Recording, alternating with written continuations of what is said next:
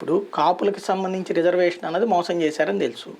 కాపులకి సంబంధించి డబ్బులు ఇస్తానన్నది మోసం చేశారు. ఇతను వచ్చి కాపు నేస్తం అని డబ్బులు పెట్టాడు. ఇలాగా కాపు మహిళలకి డబ్బులు ఇవ్వడం చంద్రబాబు ఏమైనా చేశాడా?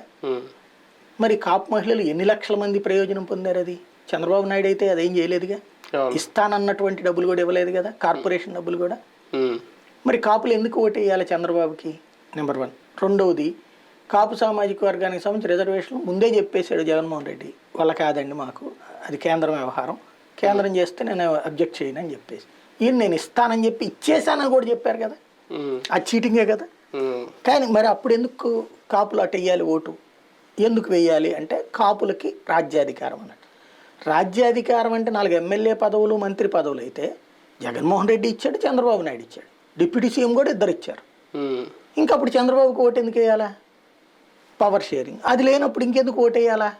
బేసిక్గా కాపు సామాజిక వర్గం ఇవాళ చంద్రబాబుకి ఓటు ఎందుకు వేయాలి అంటే పవన్ కళ్యాణ్ చూసి వేయాలంటారు.